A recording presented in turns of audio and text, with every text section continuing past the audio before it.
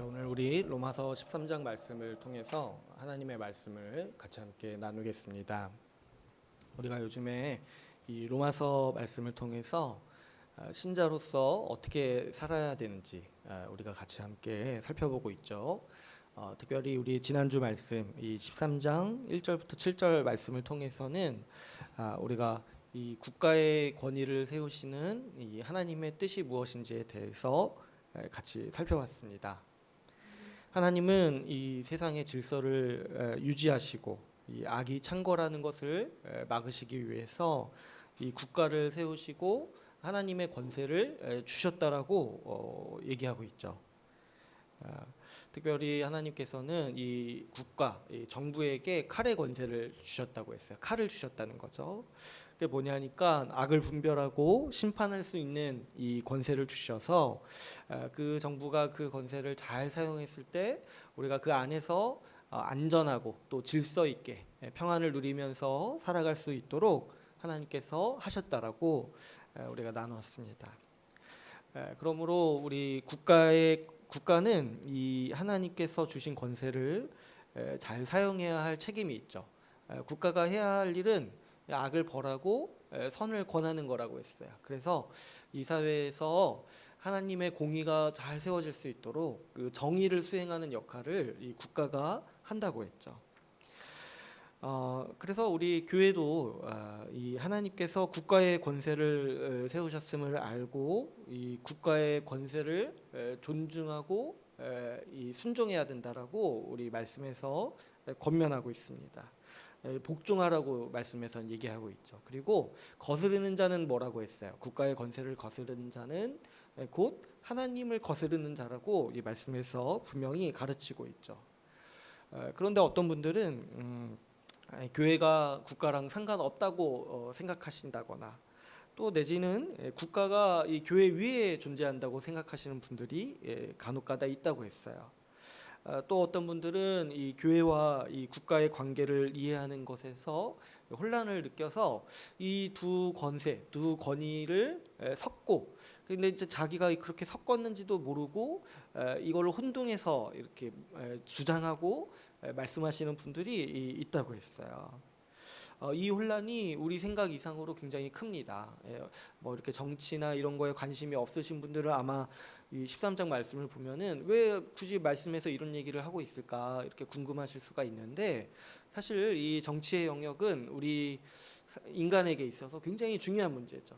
어떤 사람은 여기에 거의 목숨을 걸고 정치가 거의 종교와 같다고 했어요. 그래서 굉장히 예민한 문제고 우리 삶을 좌지우지할 수 있는 문제이기 때문에 말씀에서는 그 혼란을 방지하기 위해서 우리에게 권면하고 있는 거죠.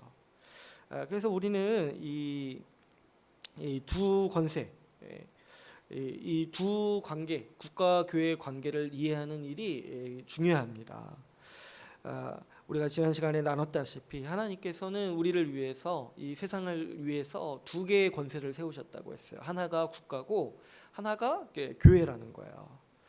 국가는 우리의 일반적인 삶의 질서를 위해서 세우셨죠. 그래서 국가를 통해서 이 세상이 악으로 무너지지 않고 유지될 수 있도록 하나님은 질서를 주시는 거예요. 또 반면에 교회는 어떠합니까? 교회는 우리의 구원을 위해서 특별한 은혜로서 세우신 권세라고 했어요. 그래서 교회는 우리의 구원을 위해서, 국가는 우리의 질서, 안정된 삶을 위해서 하나님께서는 두 개의 권세로 이 세상을 다스리신다라고 우리가 같이 함께 나눴어요. 그런데 이 두 권세, 두 권위에는 역할과 차이가 분명히 있다고 했습니다. 국가는 모든 사람들에게 권위를 행사합니다. 믿거나 종교가 다르거나 상관없이 모든 사람에게 권위를 행사하죠. 그러나 교회는 그렇지 않아요. 교회는 신자들을 향해서 하나님께서 세우신 권세예요. 그렇기 때문에 교회는 신자들을 향해서 신자들을 위해 권위를 갖고 신자들에게 권위를 행사하는 권세인 것이죠. 또 국가는 어떠합니까? 국가는 이 강제력을 가져요. 그래서 말씀에서 칼의 권세라고 얘기하는 거예요. 이 공권력이라고 하죠. 오늘날에는 강제력을 가져서 뭐 이렇게 법을 어기면은 처벌할 수 있는 거예요. 뭐 국가가 법을 어겼을 때 이렇게 하지 않잖아요. 너 법을 잘 지켜야 되지 않겠니? 하면서 뭐 설득하거나 책망하거나 그러지 않죠.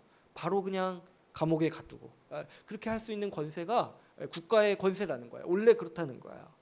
그러나 이 교회는 어떠합니까? 교회는 그런 권세가 없어요. 하나님이 그렇게 하시지 않으셨고, 하나님께서는 교회에 말씀의 권위를 주셔서 말씀으로 사람들을 설득하고 말씀으로 사람들의 이 가르치고, 그래서 그 감화와 그 설득을 통해서 그 이 자발적으로 순종하도록 세우시는 권세가 이 교회의 권세라는 거죠. 그래서 이 교회는 항상 이 권위의 이 속성이 뭐냐면 인격적이라는 이 속성이 있어요. 뭐냐니까 말씀으로 권면하고 말씀으로 순종하기를 가르친다는 거죠. 그리고 또 어떻습니까? 국가는 일반적인 사회 질서를 유지하는 역할을 하지만 이 교회는 구원의 은혜를 통해서 하나님 나라의 복을 누리도록 인도하는 역할을 하는 거죠. 그래서 두 권위를 이렇게 놓고 보면은 하나님께서 세우셨다라는 공통점이 있지만은 두 권위는 굉장히 달라요. 범위도 다르고 역할도 다르고 성격도 다릅니다. 따라서 두 권위가 섞일 수가 없어요. 두 권위를 함께 섞여서 뭔가를 하려고 하는 순간 서로가 서로를 타락시키는, 서로가 하나님께서 그 권위를 세우신 원래 목적을 훼손하는 결과를 낳는다라고 했어요.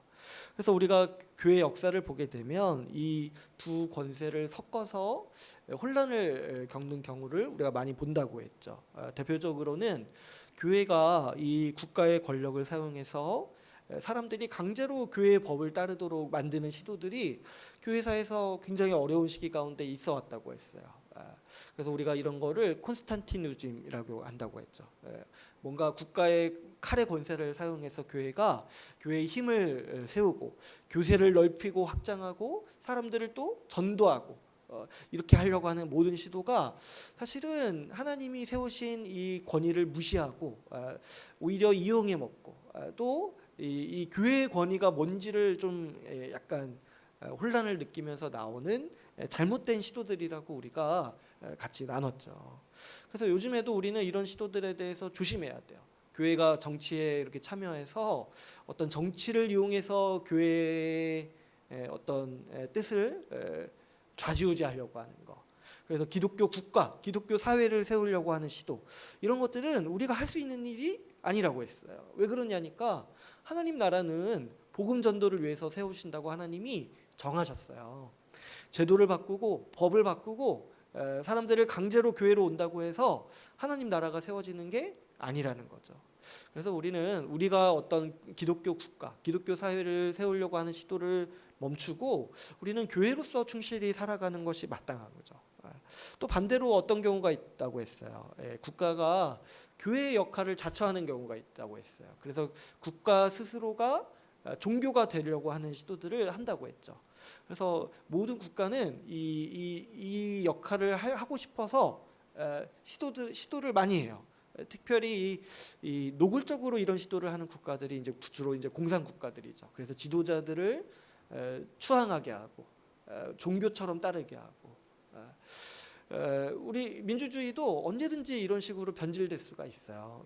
우리 요즘 이 국가들을 보면은 민주주의 자체가 종교화되고 있는 모습들을 우리가 많이 보게 되죠. 그래서 어떤 정치 지도자들을 아주 신처럼 따르고 그 사람을 메시아로 생각하는 거예요. 마치 그 사람이 권위를 잡으면, 권력을 잡으면 내가 구원받을 것 같다라는 그런 어떤 정서로 이 정치를 대하고 이 민주주의 사회를 살아가는 분들이 있는 것이죠.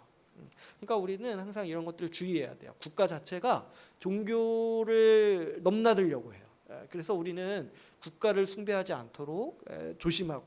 그런데 반면에 말씀에서 권면하는 건 뭐예요? 우리가 국가를 존중하고 국가의 권위를 인정하고 따라야 한다는 것이죠. 우리 신랑의 선배들은 이 두 권세를 헷갈리지 않고 둘 다 존중하고 둘 다 지혜롭게 살아가기 위해서 이 정교 분리의 원칙을 세웠다라고 우리가 이 지난 시간에 나눴죠. 그래서 우리 이 정교 분리의 원칙을 생각하고 이 말씀을 볼 때 우리가 이 말씀을 비로소 올바로 해석할 수 있다라고 나눴습니다. 여러분, 우리는 이 정교분리의 원칙에 따라서 국가를 조종하려고 하거나 국가의 권세를 이용하려 하거나 이런 시도들을 하지 말고, 오히려 어때요? 우리는 국가의 권세를 인정하고 순종해야 된다라고 말씀해서 권면하고 있습니다. 특별히 말씀에서는 국가의 권세를 존중하고 순종할 때 이 세금을 잘 내라고 우리에게 가르치고 있습니다. 왜냐하면 국가가 그 역할을 잘하기 위해서, 정의를 세우는 역할을 잘하기 위해서는 돈이 필요하잖아요. 근데 하나님께서는 그 역할을 잘 수행할 수 있도록 그 국민들이 세금을 내서 국가를 운영하도록 세우셨다는 거예요. 그래서 여러분, 우리가 세금을 내는 것은 이 하나님의 권위를 존중하는 것이고 순종하는 일이라는 거죠. 또 우리는 또 우리가 내는 세금의 혜택을 많이 받고 있어요. 오늘날 우리가 이 안전하게 살아갈 수 있는 게 무엇입니까? 우리가 안전하게 거래를 하고 안전하게 길거리를 걷고 안전하게 사람을 만나고 할 수 있는 이유가 뭐냐니까, 공권력이 우리를 범죄에서 지켜준다라는 확신이 다 있기 때문이죠. 근데 이런 것들을 유지하려고 국가가 세금을 걷는 거예요. 그래서 여러분, 우리가 가끔 이제 젊으신 분들은 국가가 나한테 해준 게 뭐가 있냐고 이렇게 얘기를 하는데, 아주 그거 정말 어리석은 말이에요. 국가가 해준 게 없다고 생각하시는 분들은 난민들이 어떻게 사는지 한번 보세요. 난민들이 요즘에 난민 문제가 또 많이 일어나고 있잖아요. 난민들이 어떻게 사는지, 어떻게 생활하는지 한번 보시면 이 국가의 역할을 우리가 잘 알 수 있죠. 우리는 국가가 세우는 공공 질서를 따르게 힘쓰고 또 위정자들을 존중해야 됩니다. 그래서 이런 거 조심해야 된다고 했죠. 그 위정자들, 내가 아무리 싫은 사람이라도 함부로 얘기하는 거. 그래서 우리 아이들이 그런 것들을 보고 어려서부터 이런 권위에 대해서 이 약간 부정적인 생각을 갖도록 하는 거, 이런 것들을 조심해야 돼요. 또 어떻습니까? 교회는 국가가 역할을 잘 수행할 수 있도록 기도해야 된다라고 우리가 지난 시간에 같이 나눴습니다. 또 오늘 우리 그래서 오늘부터는 또 13장 8절부터 이제 같이 살펴볼 텐데, 13장 8절부터는 또 다시 이 앞에서는 어때요? 앞에서는 교회 밖에서 어떻게 살아야 될지 얘기했다라면, 다시 13장 8절부터는 우리가 이제 교회로서 어떻게 살아야 되는지에 대해서 다시 또 이 말씀에서는 권면하고 있습니다. 오늘 본문 말씀을 보면은 굉장히 특별한 표현이 나오고 있습니다. 우리 1절 말씀이 8절 말씀, 8절 말씀이 있는데요. 8절 말씀을 같이 한번 읽어볼까요? 같이 한번 읽겠습니다. 8절 말씀 시작. 피차 사랑의 빛 외에는 아무에게든지 아무 빛도 지지 말라. 남을 사랑하는 자는 율법을 다 이루었느니라. 이 8절 말씀을 보면은 빚에 대해서 얘기가 나오죠. 그 신자의 삶을 이렇게 설명하고 묘사하는데 어떻게 묘사하고 있냐니까, 빚진 자로 묘사하고 있다는 거예요. 빚진 자. 이 표현이 굉장히 특별합니다. 좀 특이하다고 생각하지 않습니까?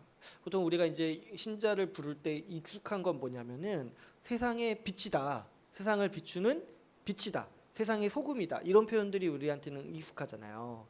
그런데 사실 성경에서 그만큼 많이 얘기하고 있는 것 중에 하나가 뭐냐면 우리가 빚진 자라는 거야. 그래서 로마서 말씀만 살펴봐도 바울이 자신을 표현할 때 빚진 자라고 표현해요. 로마서 1장 14절에 보시면 내가 헬라인이나 야만인이나 지혜 있는 자나 어리석은 자에게 내가 다 빚진 자라고 자신에 대해서 얘기를 합니다. 그리고 8장 12절에서 보면은 이렇게 얘기해. 우리가 형제들아, 우리가 빚진 자로 돼 육신에게 져서 육신대로 살 것이 아니니라. 그러니까 지금 신자를 호칭할 때 아예 이제 뭐라고 얘기한다는 거예요? 빚진 자. 빚진 자라고 얘기하고 있다라는 거예요. 그래서 오늘은 좀 왜 우리가 빚진 자인가? 왜 신자를 가리켜서 빚진 자라고 얘기를 하는가? 이 특별한 이 호칭에 대해서 우리가 한번 살펴보려고 해요. 여러분, 우리가 빚에 대해서 한번 생각해 보시면 사실 생각하기 싫죠. 빚. 근데 이제 빚에 대해서 몇 가지 이 빚이 가지고 있는 속성에 대해서 몇 가지를 생각해 보면 빚은 어떻습니까? 빚은 우리 인생을 강력히 지배하는 힘이에요. 그렇지 않습니까? 빚을 한번 지면은 거기에 얽매여서 살아가죠. 빚을 한번 지면은 그 빚을 갚기 위해서 우리의 모든 삶을 조정해야 됩니다. 그래서 빚은 우리 삶을 사실상 지배하고 있는 주체라고 봐도 무방해요. 여러분 뭐 사업할 때 빚지고 또 우리 또 많이 빚지는 게 뭐예요? 학자금 같은 것도 있고 또 뭐 이렇게 생활비 같은 것도 빚질 때가 있고. 근데 이거 빚 한번 지면 어떻습니까? 그게 벌써 나에게 눌리는 짐이 되고 내가 그것을 갚아야 된다는 압박감 때문에 어떻게 돼요? 그걸 갚기 위해서 내 인생을 조정하고 살아가게 되길 마련인 거죠. 이 말씀에서는 이제 빚지지 말라고 되어 있는데 사실 이제 자본주의 사회에서는 제가 보니까 빚이 없이는 생활할 수가 없겠더라고요. 자본주의 사회 자체가 빚으로 운영되는 사회라고 얘기한다고 하더라고요. 그러니까 자본주의 사회에서 우리 모두는 다 어느 정도 빚이 있어요. 오늘날 우리 삶을 생각해 보면 어쩌면 우리 모두는 우리 모두의 삶의 그 한 가지 측면이 뭐냐니까 빚 갚기 위해 살아가는 인생이라는 거예요. 우리가 갚고자 하는 빚이 무엇인지를 알면은 우리를 지배하고 있는 그 주체가 뭔지를 알 수가 있는 것이죠. 빚 때문에 빚을 갚기 위해서 내가 살아가기 때문에 이 빚이 우리를 지배하고 있다라는 사실을 우리가 이제 이해할 수가 있다는 거죠. 또 어떻습니까? 빚은 우리를 지배할 뿐만 아니라 또 우리에게도 어때요? 우리의 우리 자신의 측면으로 봤어도 빚은 우리가 무엇에 열정을 가지고 있고 무엇을 위해 살아가는지 나타내는 한 가지 척도라고 볼 수가 있어요. 여러분 보통 우리가 빚을 지는 이유가 무엇입니까? 그거를 간절히 얻고 싶기 때문에 빚을 지죠.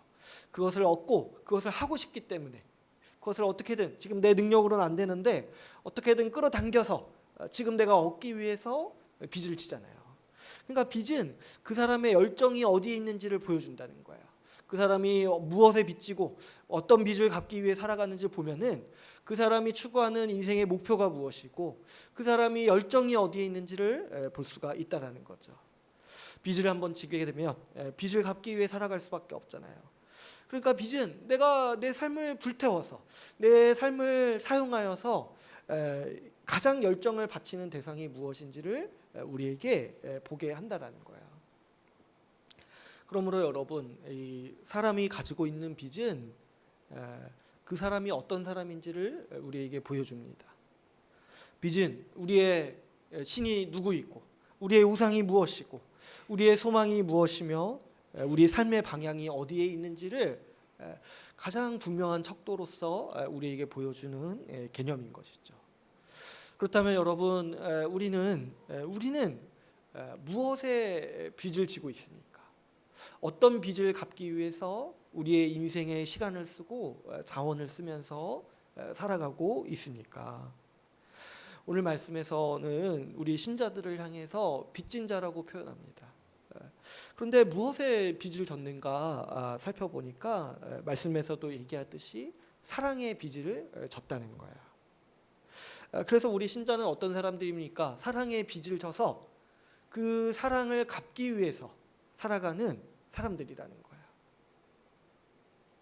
그래서 이 너무 멋진 표현 아닙니까? 우리가 어떤 자들이냐니까 사랑의 빚진 자. 그래서 우리 인생은 사랑을 갚기 위해 살아간다라고 얘기하고 있는 거죠. 신자의 추구 그리고 신자의 가치, 신자의 열정, 그 인생의 목적이 어디에 있냐니까 바로 사랑을 갚기 위해 살아가는 것에 있다라는 거예요. 그래서 우리 신자들을 향해서 오늘 로마서 말씀에서는 우리가 빚진 자다. 우리가 빚을 갚으면서 살아가야 된다라고 말씀하고 있는 것이죠. 왜 우리가 사랑의 빚진 자입니까? 왜 그러냐니까 우리는 평생을 다 갚아도 못 갚을 정도로 많은 사랑을 받았기 때문이죠. 여러분 우리는 하나님의 사랑을 받았습니다. 하나님께서요 우리를 위해서 이 세상을 만드시고 우리를 위해서 이 세상을 지키시고 우리에게 이 세상의 좋은 것들을 주시기를 원하십니다. 뿐만 아니죠. 이 하나님의 사랑이 십자가에서 극명하게 드러났어요. 십자가에서 하나님은 우리를 구원하시기 위해서 독생자 예수 그리스도를 내어 주셨습니다. 예수 그리스도는 그분의 사랑하는 아들이세요. 그분의 사랑하는 외아들을 우리를 위해서 내어 주셨다는 거예요. 그랬을 때 하나님은 이미 우리에게 그분의 전부를 주시기로 작정하신 것이죠. 그래서 그 십자가에서 예수 그리스도의 죽음으로 말미암아서 우리를 양자 삼으시고 우리를 상속자로 삼으셔서 하나님 나라를 상속으로 주시기를 원하시고 약속하시고 정하셨습니다. 오늘도 하나님께서는 우리의 아버지가 되셔서 우리를 돌보시고 우리를 다스리고 계십니다. 그 하나님의 사랑을 생각해 보면 우리가 얼마나 큰 사랑을 받았는가. 신자는, 특별히 신자는 이 예수 그리스도의 이 희생 제물을 받은 거 아니에요. 그분의 외아들을 우리가 받았잖아요. 그래서 그분의 사랑이 얼마나 큰가를 우리가 볼 수가 있죠. 또 우리가 또 생각해 보면 우리는 예수 그리스도의 사랑을 받았습니다.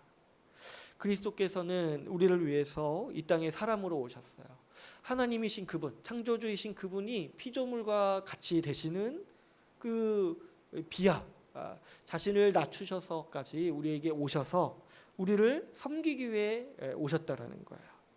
우리에게 오셨을 때 우리의 경배를 받으셔야만 되는데 예수님은 오히려 어떻게 하셨냐니까 종의 형체를 입고 오셨다라고 말씀하고 있어요. 그래서 제자들의 발을 씻기시면서 내가 너희를 섬기기에 왔다라는 것을 우리에게 가르쳐 주셨죠. 그분이 왕이신 그분, 하나님이신 그분이 우리를 종으로서 섬기신다라는 거. 그 누가 감히 상상이나 할 수 있고 그런 이야기들을 만들어낼 수 있겠습니까? 인간의 상상으로는 도저히 생각할 수 없는 일을 예수 그리스도께서 하나님께 순종하면서 하셨다는 거예요. 하나님이신 그분이 사람으로 오신 것만도 사실 우리가 굉장히 충격적인데 그 종으로 오셔서 우리를 섬기셨다는 거예요. 예수님께서 우리의 종이 되셔서 섬기신 가장 극명한 사건은 역시 십자가를 통해서 나타납니다. 예수님은 십자가에서 우리를 대신해서 죽으셨습니다. 십자가의 자리가 얼마나 우리를 위해서 낮아지시는 자리입니까? 그분은 십자가에서 우리의 모든 죄를 다 가져가셨어요. 그래서 이 세상에서 가장 극악무도한 죄인으로서 십자가에 그 하나님의 심판대 앞에 오르셨습니다. 우리의 섬김을 받아 마땅한 분이심에도 불구하고 오히려 예수님은 우리보다 더 낮아지셔서 우리보다 더 극악무도한 죄인이 되셔서 우리를 죽기까지 섬기셨습니다. 지금도 부활하신 예수님께서는 우리를 위해서 다스리시고 우리를 중보하시며 섬기십니다. 그래서 여러분 이 얘기들을 그냥 한 문장으로 단순히 말하면 예수 그리스도께서 우리를 위해서 죽으셨다는 거야. 우리는 그 사랑을 받은 자들입니다. 그런데 그걸 어떻게 갚습니까? 그 예수님의 목숨값을 우리 같은 그냥 평범한 사람이 어떻게 갚습니까? 사실 갚을 수가 없죠. 누가 뭘 해가지고 그리스도께서 대신 죽으신 그 사랑을 갚을 수 있겠어요? 그런데 우리가 갚을 수는 없지만 한편으로 생각해 보면 어떻습니까? 우리가 무언가 도움을 받으면 감사하고 보답하고 싶어하는 마음이 자연스럽게 생깁니다. 하나님의 사랑을 받은 우리에게도 마찬가지죠. 하나님을 사랑하고 그분을 따르고 싶은 마음이 자연스럽게 생기는 거죠. 십자가 복음을 듣고 아는 순간 그 십자가에서 어떤 일이 일어났는지를 우리가 보고 이해한 순간 그 하나님의 사랑에 우리의 마음이 녹고 우리의 완고한 고집이 녹고 하나님을 향해서 내가 자발적으로 따르고 싶고 좀 그 주님을 위해서 내가 뭔가라도 하고 싶다. 내가 그 사랑을 갚고 싶다라는 마음이 자연스럽게 생기는 거예요. 근데 사실은 갚을 수가 없어요. 왜냐하면 주님의 목숨값이잖아요. 하나님도 뭐 갚으라고 그렇게 하시는 게 아니에요. 너 내가 이렇게 했으니까 넌 나한테 이렇게 해야 돼. 이런 식으로 하시는 게 아니에요. 왜냐? 이거 어차피 사람이 갚을 수 없는 만큼의 큰 사랑이라는 거예요. 근데 그럼에도 불구하고 우리 사람의 마음에 자연스럽게 은혜가 우리에게 어떤 마음을 주냐면은 내가 그래도 조금이라도 갖고 싶다는 거야. 조금이라도. 다는 못 갚죠. 그러나 가만히 있는 게 어떻게 그렇게 사람입니까? 누가 내가 내 옆에서 누가 나를 위해서 죽었는데 가만히 있는 게 어떻게 사람입니까? 사람이라면, 은혜를 받은 사람이라면 자연스럽게 주를 위해 살고 싶고 조금이라도 내가 주를 위해서 그 사랑을 갖고 싶다라는 마음이 생긴다는 거죠. 그렇다면 여러분, 우리 이 신자들은 자연히 관심을 가지고 자연히 마음이 가는 게 뭐냐니까 하나님이 무엇을 원하시냐는 거야. 이렇게까지 해주시는 주님이 나에게 무엇을 원하시는가? 어떻게 하면은 그분의 사랑에 보답할 수 있는가?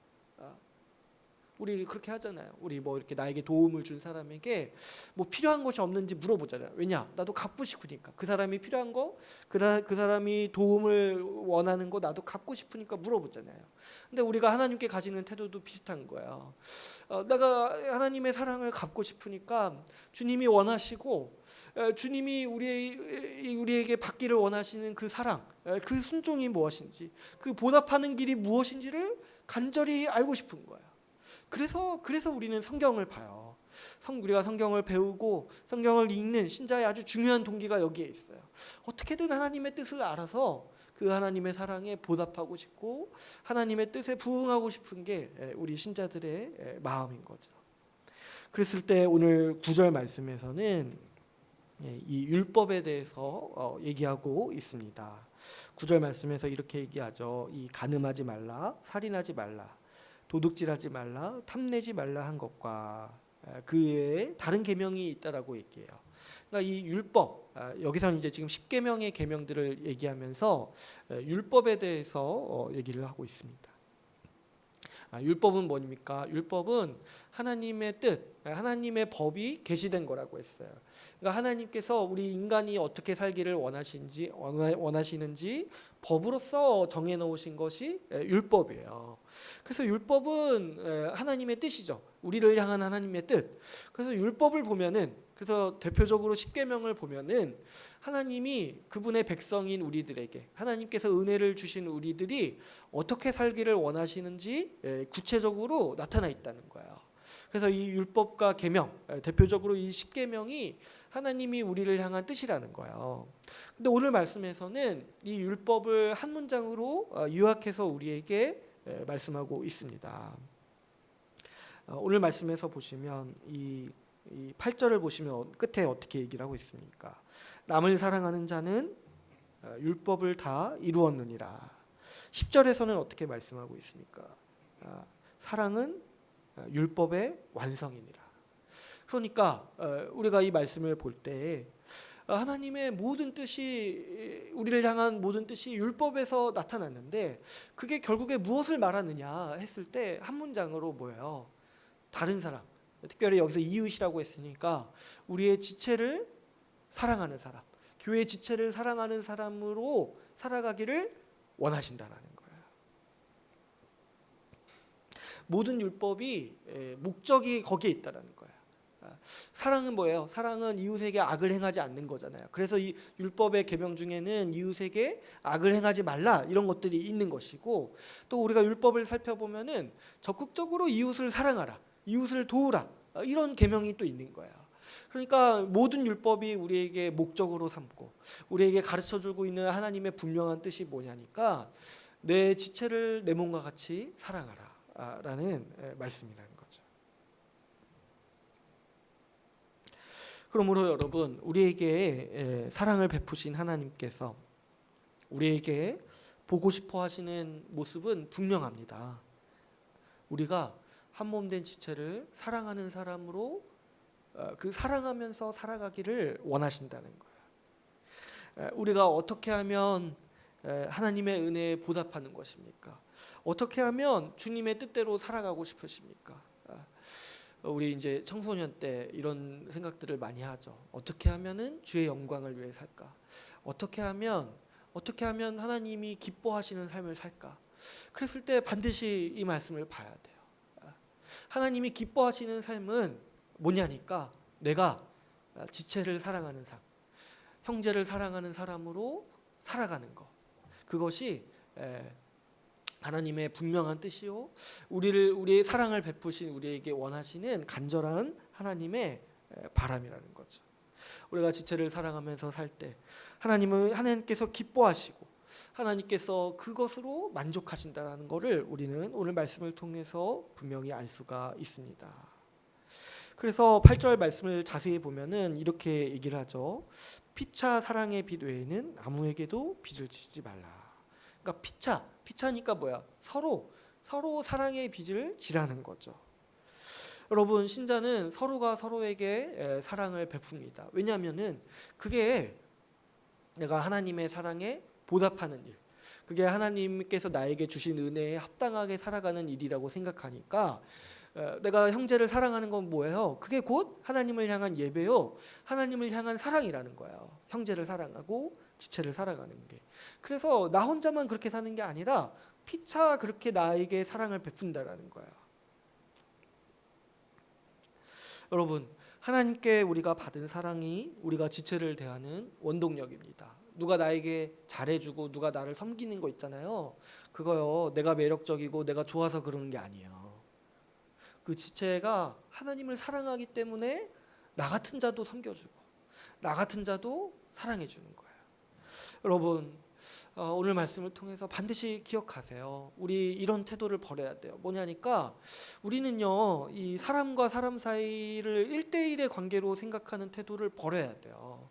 우리는 이거에서 벗어난 사람들이 신자인 거예요. 뭐냐니까 내가 그 사람이 좋으니까 그 사람을 사랑하고 내가 이 사람이 싫으니까 이 사람을 미워하고, 이런 식의 방식은 이 옛날에 은혜 받지 못한 사람, 옛날 방식, 아주 구시대 저주받은 삶의 방식인 거예요. 우리가 살아가는 방식이 뭐냐니까 하나님께서 우리에게 주시는 사랑으로 지체를 대하는 거예요. 우리는 누구도 1대1의 관계로 우리 지체를 만나지 않아요. 우리는 하나님을 통해서 우리 지체들을 보게 되고 우리 주 그리스도를 통해서 우리 지체들을 대하게 되는 거예요.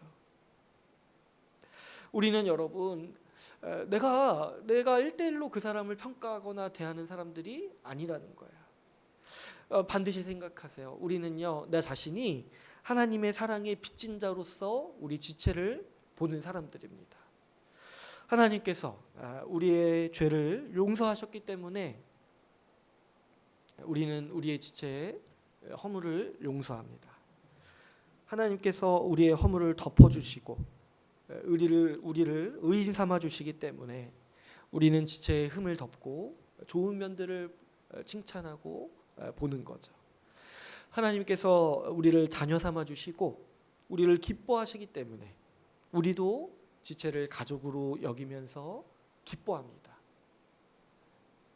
여러분, 내가 그 사람이 매력적이고 그래서 좋아하고 내가 그 사람이 어떤 면이 싫어서 그래서 미워하고, 이런 것들은 다 그 구시대적인, 아주 그 원시적이고 아주 그냥 은혜 받지 않은 사람의 전형적인 모습이에요. 그런데 우리는 어떤 자들이냐니까 하나님의 사랑에 빚진 자들이라는 거죠. 그래서 우리는 그 사람의 어떠함과 상관이 없어요. 그 사람이 우리 한 교회에 속해 있다라면, 지체라면 그 사람의 어떠함이 상관없습니다. 왜냐니까 나도 그래요. 나도 하나님으로부터 나의 어떠함과 상관없이 무조건적인 사랑을 받았어요. 그런데 왜 나는 자꾸 조건을 가지고 대하냐는 거야. 사람을 자꾸 어떤 유형에 가두고 어떤 카테고리에 가두고 너는 이런 사람이야, 넌 여기에 속한 사람이니까 나랑 편이 달라, 이렇게 구분하냐는 거야. 이게 뭐라고 했어요? 말씀에서 이게 이 본받지 말아야 될 저주받을 세상의 모습이라고 했어요. 저주 안에서 살아가는 세상의 모습이라고 했어요. 그래서 세상은 온갖 것들로 나와 다른 사람이라고 구별하고 온갖 것들로 차별한다고 했죠. 우리도 이 하나님의 은혜를 모른다라면 그렇게 살아가겠죠. 그러나 우리는 그렇지 않아요. 우리는 무조건적인 하나님의 사랑을 받았어요. 그분의 용서를 받았어요. 내가 잘한 것이 없이 하나님의 은혜를 받았습니다. 그러므로 우리도 지체를 대할 때 마찬가지죠. 그 지체의 어떠함이 그 지체를 대하는 태도를 결정하는 게 아니라는 거예요. 하나님이 우리에게 주신 은혜가 내가 지체를 어떻게 대해야 되는지 결정하고 있다는 사실인 거죠. 그래서 여러분, 우리는 하나님의 사랑을 받지만 교회 안에 속해 있을 때 지체의 사랑도 받아요. 지체가 나에게 뭘 잘해주고 나에게 뭘 대해줄 때 내가 그걸 받을 만한 사람이라고 절대 생각하지 마세요. 그런 사람이 어디 있습니까? 그런 사람이 내가 받을 만하니까 지체가 나한테 선물해주고 밥 사주고 그런 게 아니에요. 하나님이 사랑하시니까 하나님의 사랑을 받아서 그 지체가 그렇게 행동하는 것이고, 하나님의 사랑이 교회에 있으니까 나 같은 사람에게도 밥 사주고 나 같은 사람도 챙겨주는 거예요. 그래서 우리가 교회에 속해 있을 때 또 하나의 빚을 지는데 그게 뭐냐니까 우리 지체들의 섬김을 받는다라는 거죠. 여러분, 우리가 이 교회에 속하면서 받는 섬김이 얼마나 큽니까? 우리가 누리는 어떤 거 하나도요, 이 누군가의 헌신 없이 이루어지는 것이 하나도 없습니다. 오늘 우리가 여기서 예배드리고 이렇게 온라인으로 예배드리는 모든 것도 다 누군가 헌신하기 때문에, 누군가 자기의 시간을 내어서 섬기고 돕기 때문에 우리가 이렇게 예배를 드릴 수가 있는 것이죠. 우리가 주중에서도 기도 모임을 갖고 하는 모든 것들도 다 그냥 자동적으로 이루어지는 일이 아닌 거예요. 우리가 교회에 왔을 때 책상이 정리되어 있고 누가 뭐 마실 수 있도록 음료를 먹고, 또 우리가 이 교회 여러 가지 면에서 서로 연락하고 서로 만나고 서로 밥을 얻어먹고 이런 모든 것들이요 자동적으로 이루어지거나 자연적으로 이루어지는 일은 없어요. 다 누군가의 헌신이 있고 다 누군가의 섬김이고 다 누군가가 희생해서 우리가 일상처럼 누리게 되는 은혜인 것이죠. 그래서 여러분, 모두가 사랑으로 섬기기 때문에 우리가 교회의 삶을 누립니다. 그래서 우리가 살아가는 교회로서 살아갈 때 지체에게도 빚을 지는 거예요. 내가 받을 만한 게 아닌데 지체가 그냥 사랑해서 주는 거야. 그래서 나도 지체에게 사랑의 빚을 지게 되는 것이죠. 그러니까 우리 신자의 삶이 어떠합니까? 우리 신자는 하나님께 사랑을 빚지고 뿐만 아니라 우리 지체들에게도 사랑을 빚지는 사람들이라는 거죠. 그래서 여러분, 우리는 그 사랑을 갚기 위해서 살아가는 사람들이에요. 이 하나님의 사랑을 갚기 위해서 지체를 사랑하고 지체의 사랑에 보답하기 위해서 더 지체를 섬기고 이렇게 살아가는 게 우리 신자의 삶의 모습이요 목표라는 거죠. 이 사랑의 빚진 자라는 이 표현만큼 이 신자의 삶을 잘 표현하는 말이 또 있을까요, 여러분? 특별히 오늘 말씀을 살펴보면은 오늘 본문은 이 시간과 때에 대해서 우리에게 한 가지 더 권면하고 있습니다. 11절을 보면은 이렇게 얘기하고 있죠. 우리 11절을 같이 한번 읽어볼까요? 11절 같이 한번 읽어보겠습니다. 시작. 또한 너희가 이 시기를 알거니와 자다가 깰 때가 벌써 되었으니 이는 이제 우리의 구원이 처음 믿을 때보다 가까웠음이라. 아멘.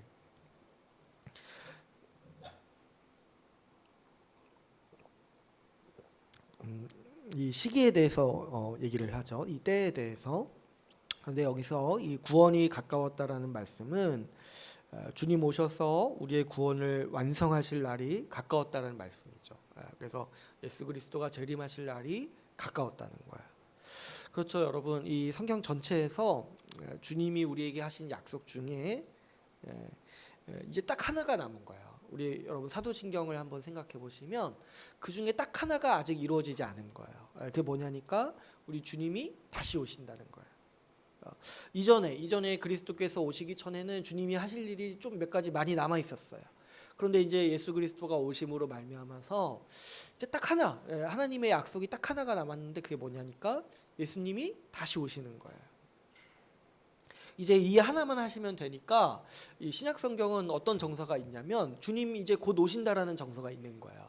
이제 이거 하나만 하시면, 하나님이 하시면은 다 끝나고 새로운 세상이 시작되니까, 그래서 이제 주님 곧 오신다, 이거 하나만 하면 되니까, 그래서 신약 성경은 항상 주님 곧 오신다, 그날이 가까웠다, 이런 얘기를 하는 거예요. 그래서 여러분 오늘날도 마찬가지죠. 오늘날도 여전히 주님은 딱 하나만 더 하시면 돼요. 그분의 구속사를 이루시기 위해서 결정적인 사건 딱 하나가 남았는데 주님 다시 오시는 거예요. 그래서 우리도 이런 생각이 있는 거죠. 우리가 하루하루를 그날이 반드시 오는데 우리가 하루를 살면은 그날에 더 가까워지는 거예요. 하루를 살수록. 그러니까 우리는 우리 시대가 이제 끝나가고 있다. 우리 삶이 지금 끝나가고 있다라는 거를 명확히 알면서 살아가니까 주님이 곧 오신다라고도 얘기할 수가 있다라는 거죠. 근데 여기서 이 말씀을 하는 게 참 재미있어요. 저만 재미있으면 안 되는데 재밌어요. 여러분 한번 생각해 보세요. 빚진 자에게 있잖아요. 빚을 진 사람에게 중요한 게 뭐가 있겠습니까? 빚을 진 사람. 빚을 진 사람에게 중요한 거는 시간이 중요해요. 시간이. 제때 때 갚아야 되니까 그 시간을 어기면 안 되잖아요. 그래서 빚진 자에게 항상 그 노이로제처럼 이 신경이 곤두서는 문제가 뭐냐니까 이 시간의 문제라는 거예요. 그래서 제가 이 말씀을 묵상하면서 사도 바울이 살면서 한번 크게 빚을 진 적이 있지 않았을까? 이거 예수님 믿기 전에 어쩌면 이렇게 빚진 자의 이렇게 정서와 마음을 잘 알까? 그러니까 빚진 자에 대해서 얘기하고 지금 이제 11절에서 시간에 대해서 얘기하는 거예요. 시간에 대해서.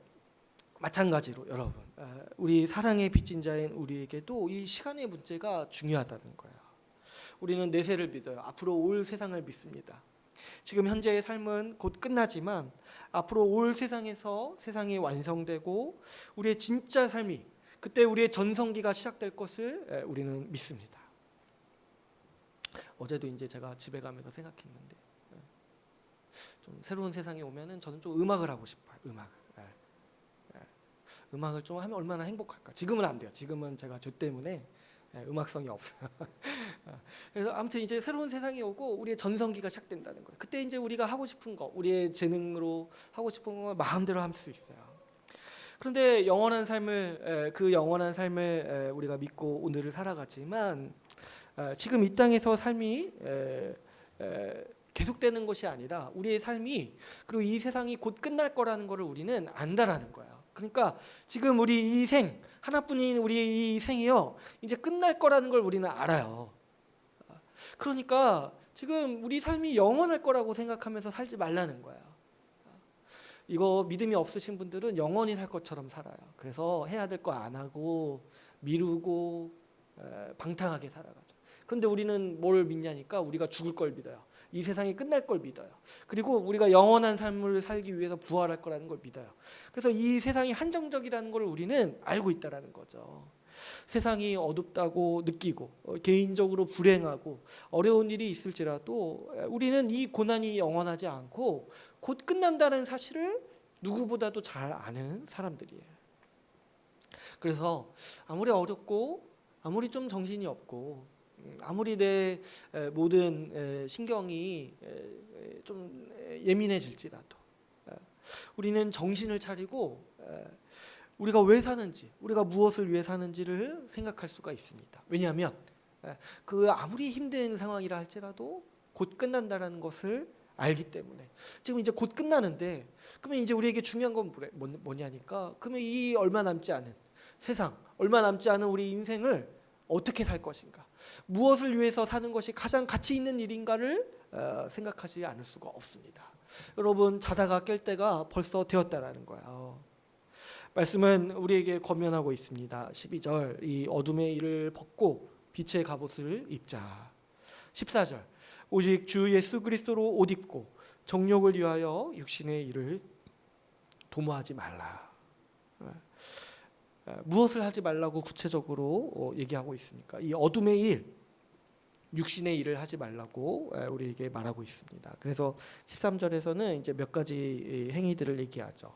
방탕하거나 술 취하지 말며, 음란하거나 호색하지 말며, 다투거나 시기하지 말라라고 우리에게 권면하고 있습니다. 여러분, 방탕하고 술 취하는 일은 어떤 대표적인 일이냐니까 시간을 낭비하는 일이에요. 방탕하다는 것 자체가 뭐예요? 시간을 함부로 쓰고 낭비한다는 거죠. 마치 영원히 살 것처럼, 나에게 시간이 무한대로 주어진 것처럼 살아가는 태도가 방탕한 태도라는 거예요. 음란하거나 호색하는 일은 무엇입니까? 자기에게 주어진 시간을 자기 쾌락을 위해서 사용하는 거죠. 그래서 그것이 죄든지 상관없이 내 쾌락을 위해서 내 시간을 내 뜻대로 쓰려고 하는 이 태도들이 대표적으로 이제 음란을 통해서 나타나고, 음란만 지금 얘기하는 것이 아니라 자기 쾌락을 위해서, 자기 만족만을 위해서 살아가는 모든 삶의 태도를 이렇게 대표적으로 얘기하고 있는 것이죠. 그리고 마지막으로 세 번째로 다투거나 시기하지 말라고 말씀합니다. 여러분, 다투거나 시기하는 일은 어떠합니까? 이거는 하나님의 말씀을 정면으로 대적하는 태도예요. 하나님의 가장 분명한 뜻이 무엇입니까? 지체를 사랑하고 이웃을 사랑하라고 말씀하셨잖아요. 우리가 교회 안에 있는 지체들을 내 몸과 같이 사랑하고, 할 수만 있다면 교회 밖에 있는 사람 모든 사람들과도 화목하라고 주님은 말씀하셨어요. 근데요, 우리 지금 얼마 남지 않은 우리 인생을 다투거나 시기하고 미워하는 일에 낭비한다고요. 그렇게 살고 싶냐는 거예요. 그렇게 하나님께서 은혜로 우리에게 주신 인생을 하나님 말씀에 정면으로 반박하면서 살고 싶냐는 거예요. 그렇게 살 수가 우리는 없다라는 거죠. 그래서 간혹가다 내가 정신을 잃어버리고 이런 것들에 빠질 수 있지만 지금 정신을 차려야 된다는 거예요. 지금 인생이 끝나가고 있어요. 이 세상이 끝나가고 있다라는 거예요. 여러분, 만일 정말 우리가 빚을 진 게 맞다면 열심히 일해서 갚아야 되지 않겠습니까? 빚이 있는 사람이 방탕할 수 없죠. 빚이 있는 사람이 지금 다른 쾌락을 추구할 수 없어요. 빚이 있는 사람이 더 빚을 얻어내기 위해서 반대되는 일을 한다는 거 아주 어리석은 일이죠. 이런 삶의 모습에는 다 공통점이 있습니다. 뭐냐니까 다 자기를 그 무엇보다도 사랑하는 것, 자기 자신을 최고로 사랑하는 사람들의 삶의 모습이 바로 이런 삶의 모습이라는 거예요. 자기를 사랑하기 때문에 방탕하고, 자기를 사랑하기 때문에 음란하고, 자기를 사랑하기 때문에 남들과 다투고 시기하게 됩니다. 우리가 이제 12장을 시작할 때 12장 1절에서 하나님은 뭐라고 말씀하셨습니까? 너희는 이 세대를 본받지 말라라고 말씀하셨죠. 오늘도 분명히 똑같은 말씀을 하고 있어요. 어둠의 일을 벗고 빛의 갑옷을 입자. 그리스도로 옷 입고 정욕을 위하여 육신의 일을 도모하지 말자. 이 어둠의 일, 이 육신의 일을 도모하는 것, 이 세대에 살아가는 방식이 뭐냐니까 자기를 위해서 사는 거라는 거예요. 자기를 위해서 살면서 하나님을 대적한다는 거예요.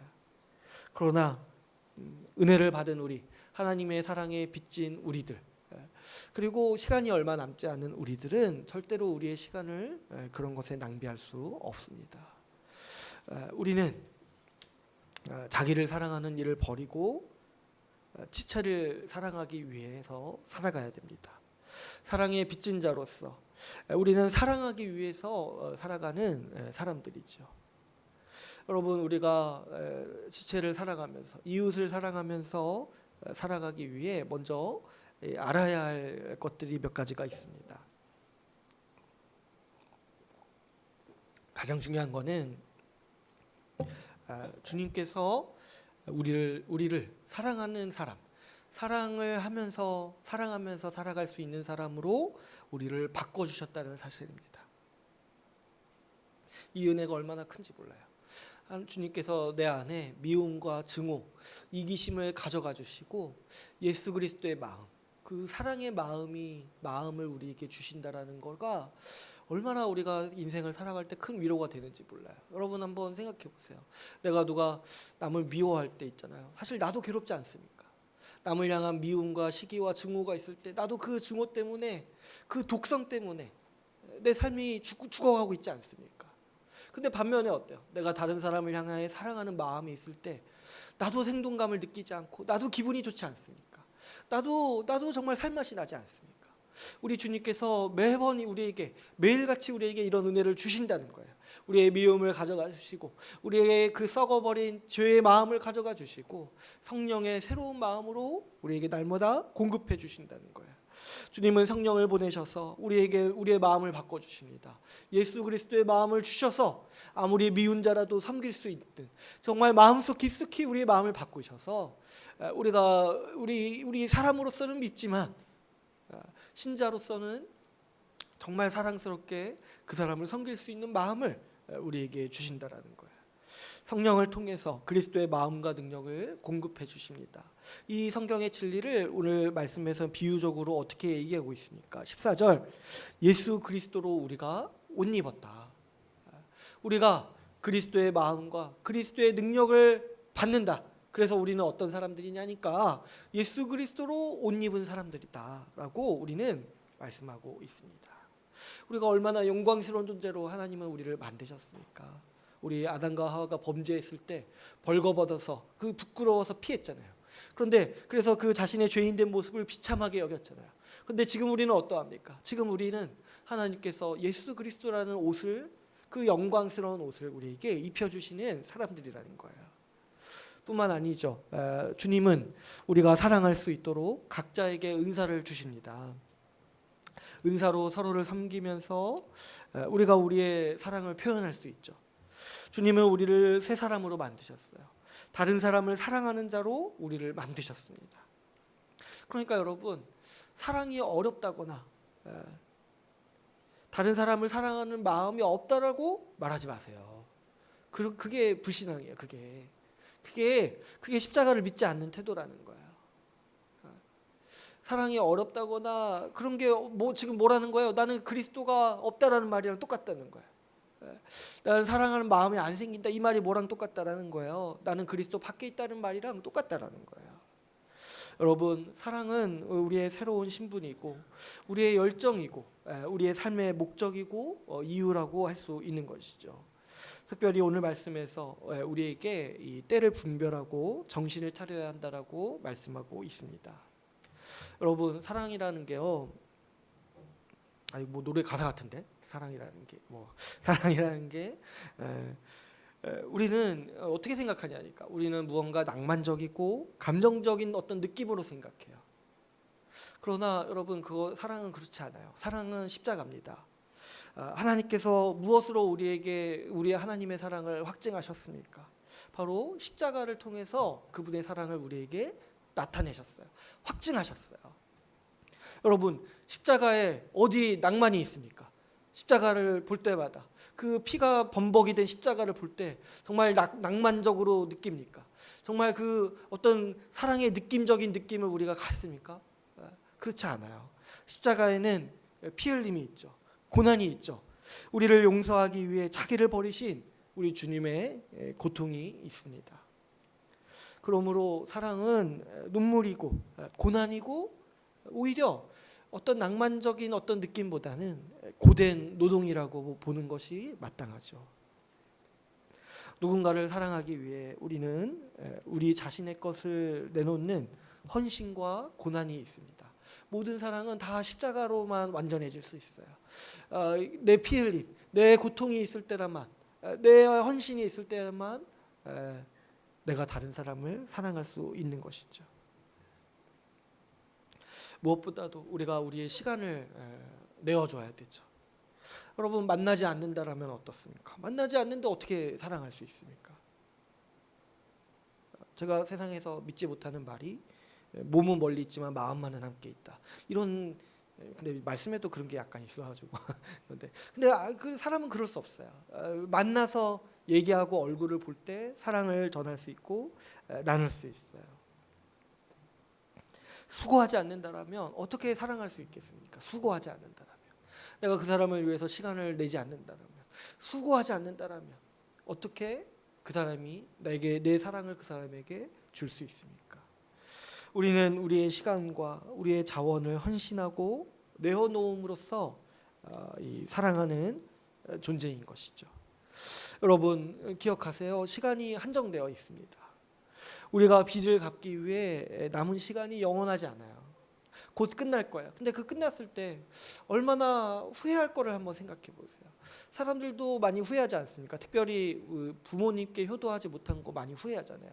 왜 그러냐니까 부모님의 시간이 짧아요. 내 생각보다 짧아요. 그래서 미처 하지 못해서 그 노래도 있잖아요. 불효자는 웁니다. 그러니까 항상 그 시간에 대해서 우리가 착각하고 있다는 거예요. 시간이 영원할 거라고 생각을 하고 한정적이라는 생각을 못 하니까 그때 잘할 걸 자꾸 이제 후회하게 되는 거예요. 근데 이제 여러분, 우리 인생 전체를 놓고 그렇게 후회하게 된다면 우리가 얼마나 불행하겠습니까? 우리 인생이 끝날 때쯤에 그때 좀 더 사랑할 걸, 그때 좀 더 표현할 걸, 그때 좀 더 섬길 걸, 이렇게 후회하는 인생이라면 우리가 얼마나 괴롭겠습니까? 여러분, 우리가 지금은 당연하다는 듯이 우리가 교회로 살아가지만 언제 우리의 시간이 끝날 줄 어떻게 압니까? 언제 이별하게 될지, 언제 못 볼지를 우리가 어떻게 아냐는 거예요. 올해도 벌써 어때요? 이 코로나 때문에 얼마나 만나기 힘들고 서로 돌보기가 힘든지 모르겠어요. 그러니까 항상 무슨 일이 있어요. 항상 무슨 일이 있어서 그 사람을 위해서 쓸 수 있는 시간이 끝나버릴 수가 있다는 거야. 그래서 여러분, 지체를 사랑하고 돌보는 일을 미루면 안 돼요. 나중에 시간이 나서 하지, 이런 것들은 나중에 시간이 안 나요. 반드시 생각이 들고 계획이 들 때 반드시 지금 당장 시작해야 되고 지금 해야 하는 것이죠. 만나야 하는 일이 있으면 지금 바로 만나세요. 섬겨야 하는 일이 생각난다면 지금 바로 하세요. 선물하고 싶은 게 생각난다면 지금 바로 선물하세요. 미루지 마셔야 돼요. 우리 시간이 영원하지 않습니다. 우리는 언제 우리의 시간이 끝날지 모릅니다. 그 사람이 어떻게 될지 모르고 나도 어떻게 될지 모르고 우리 세상이 어떻게 될지를 모르죠. 근데 그러나 우리에게 우리 매 순간을 보람 있게 살아갈 수 있는 원동력이 뭐냐니까 지금 그 사람을 사랑하면 된다라는 거죠. 마지막으로 끝으로 여러분, 우리는 지체를 사랑하기 위해서 우리의 시간을 계획해야 합니다. 앞에서도 제가 말씀드렸지만 사랑은 내 시간과 자원을 사용하는 고통이고 고된 노동과 같습니다.